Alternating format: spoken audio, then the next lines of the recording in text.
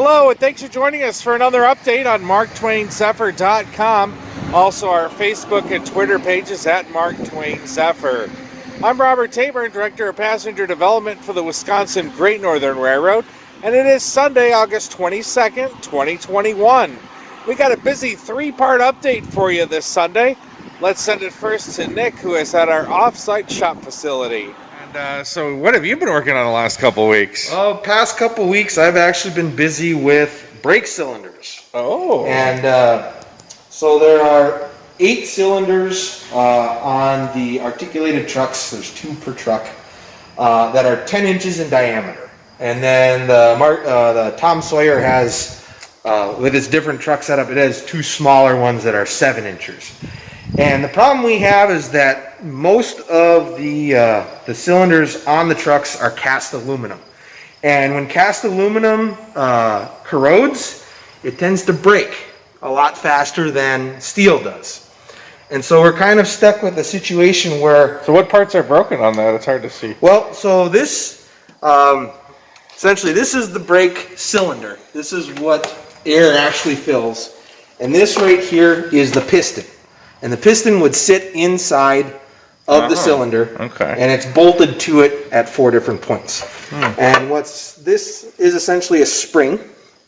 And so what the spring is designed to do is that when this thing fills with air, it pushes the piston out, the spring compresses. When you release the brakes, you let the air out of this part of the cylinder, and the spring pushes the piston back into the cylinder so that your brakes release. And what's happened here, obviously, is this being cast aluminum, it's not survived as well as the steel parts would have. And that was, obviously a choice the Burlington made. They decided they wanted cast aluminum on their brake cylinders as a way to save weight. The downside is, 60 plus years outside without care has not been kind to all of them. So what we're dealing with here is these are 10-inch cylinders that are different from the ones that were actually on the Zephyr. And the biggest difference is if you look at one of the Zephyr cylinders, it's got this big long extension on the back side of it. This is a slack adjuster, and what it does is it helps to equalize the brake shoe pressure on each wheel. So you can use that to adjust it so when you release the brakes they get far enough apart, or if you set the brakes and they're not tight enough, you can use this to tighten down the linkage system. That bolts onto the back of the cylinder with a special mount. And that special mount is kind of the problem we have, is there are not a whole lot of cylinders we've been able to find that have that mounting bracket that puts them on the right orientation. But from here up, it seems like essentially everything we've seen is that it's a standard 10-inch cylinder. So all we've done is we've actually gone out and acquired a couple, or 4 10-inch cylinders, and because these 2 don't have that rear mounting bracket, we're not reusing those. They're not going to be able to be used on the Zephyr trucks, but their guts, the interior, are almost identical, or basically identical, to the parts that we have that have broken due to different factors of weather and time. The ones that we got still have a bunch of, their lubricating grease, some corrosion inside of them, but on the whole, these are in pretty good shape. And do we know what train they might have come off of? I know they got them at Gateway. Yep, they came from Gateway. They're the same place that we got the Zephyr from. They're probably off of just one of the cars or one of the extra set of trucks they have down there. But all we're looking to do right now is that we can take this, put it in our parts bath, and actually clean up all of this grease, that helps to lubricate the whole system when it moves inside. Obviously these have gotten weathered a little bit, but they actually will clean up quite nicely. I can actually go and show you that right now.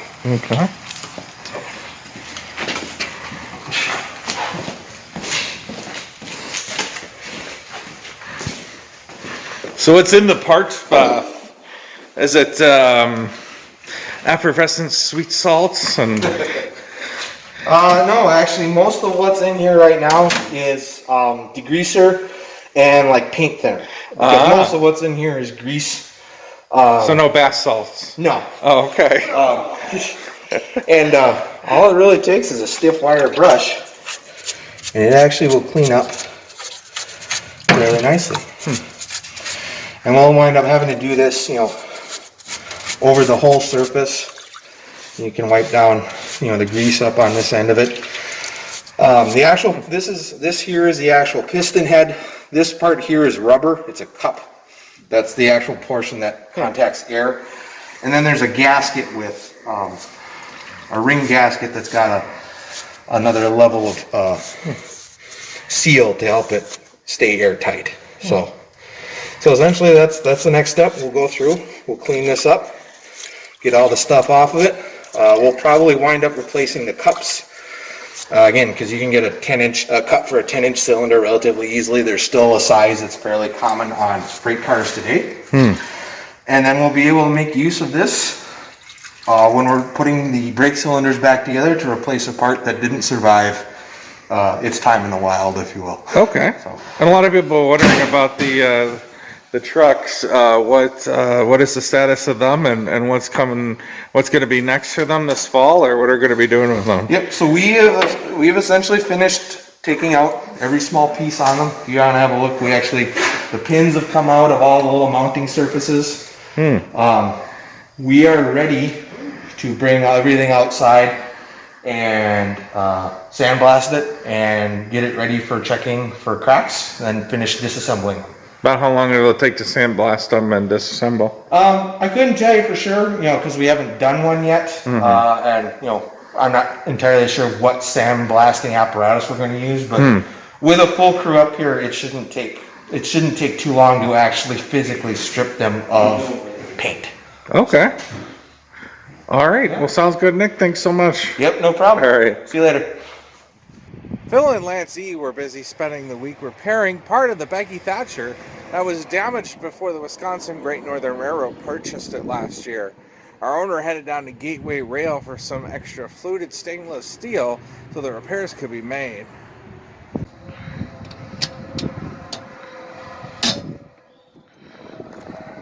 So tight. Yeah, it's rotating the wrong way. Try to stop it first. And then drop your screwdriver.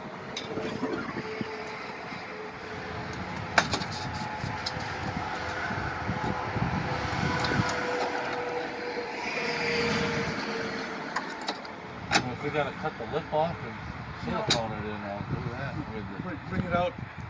This thing it's curved, so it's...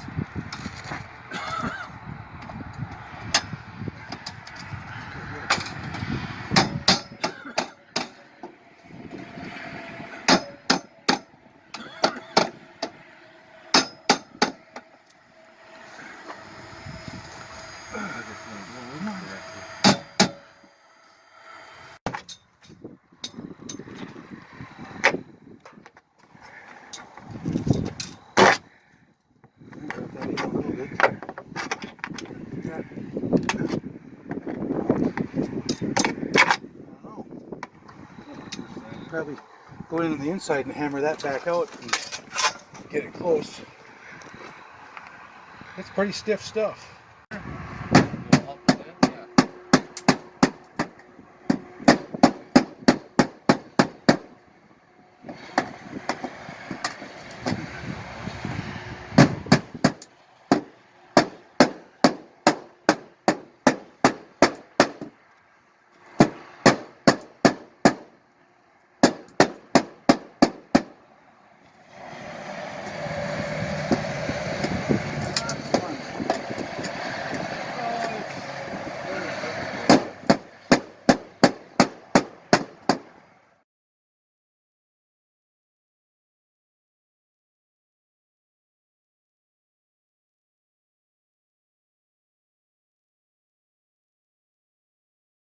And last but not least, we send it inside the Huckleberry Finn to get an update on the kitchen and other projects that Bob's been working on this week.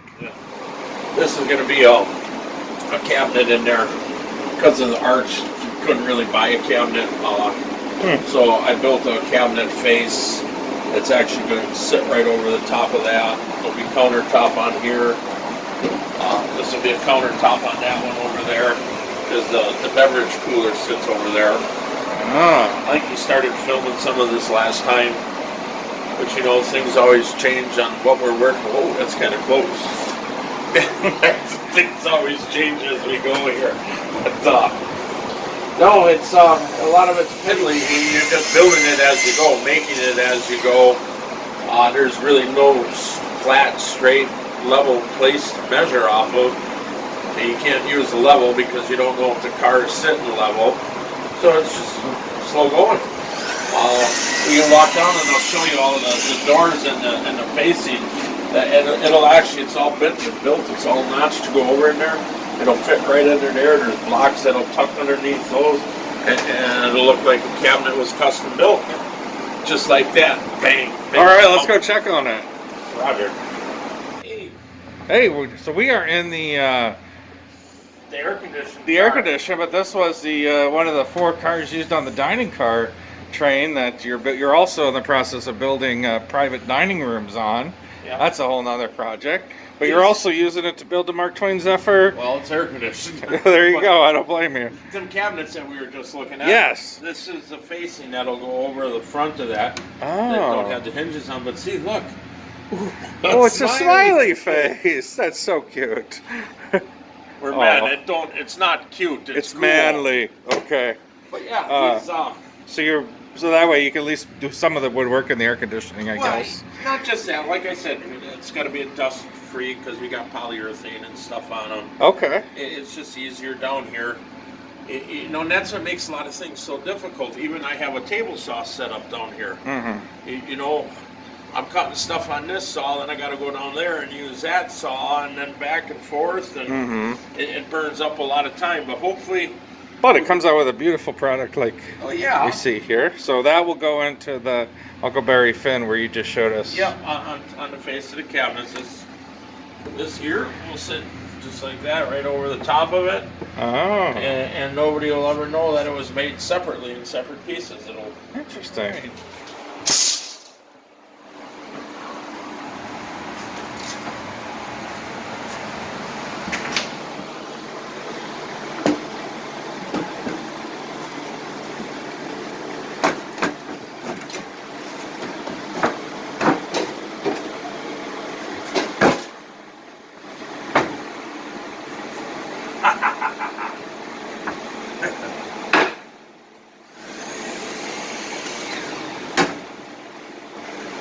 Look at that. Just like that.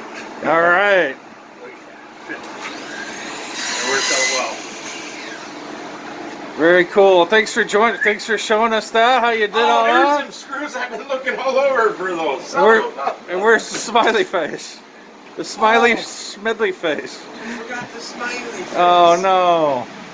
What are we to do? Well, we'll check in with you next week, Bob. Looks All like right, a perfect fit on your cabinet. It come out well. All right. That's Well, that was really interesting how Bob made that cabinet, and it just fit perfectly into place right there on the Huckleberry Finn, just outside the kitchen area. Hey, want to remind you tomorrow night, if you have nothing going on, please attend the NRHS convention in Milwaukee. In downtown Milwaukee, we'll be giving our presentation about the Mark Twain Zephyr at 8 p.m. Again, that's tomorrow night at the NRHS convention in downtown Milwaukee. This will be the presentation that we gave at our 14-stop tour along the way from Galesburg down to St. Louis. If you hadn't seen it earlier in the last month, you'll get your chance to see it. So we hope to see everybody out in downtown Milwaukee to learn all about the Mark Twain Zephyr. Well, that wraps it up for me. I think my train's just about coming. We'll see you next week for an update on the Mark Twain Zephyr. I'm Robert Tabor, Director of Passenger Development for the Wisconsin Great Northern Railroad. We will see you next week again with another update on Sunday, August the 29th. Until then, have a great week, everybody. And I'm catching my train right here. We'll see you later. Have a great week, everybody.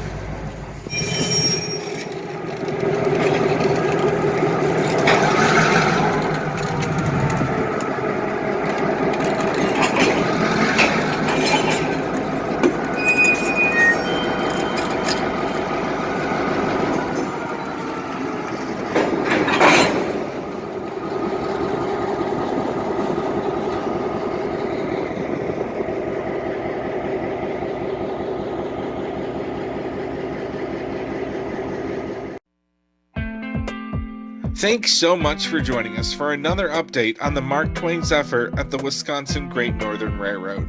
Before you go, please subscribe to our YouTube channel. It's really easy. Depending on what browser you have, just click on the red subscribe button on the lower right-hand side below the video screen, or perhaps it might be in the upper right-hand corner of your screen. This way you won't miss any of our future updates. For restoration updates throughout the week, head over to marktwainzephyr.com and click on the Restoration Updates link. We usually add a few photos during the week. Our next video update will be next Sunday afternoon. And remember, you can stay in touch with us throughout the week 24/7 on social media. We mainly use Facebook at Mark Twain Zephyr. We also occasionally use Twitter at Mark Twain Zephyr as well. Once again, thanks for following us and liking us and supporting the Mark Twain Zephyr restoration effort at the Wisconsin Great Northern Railroad. We'll see you back next Sunday at this time. Fly away.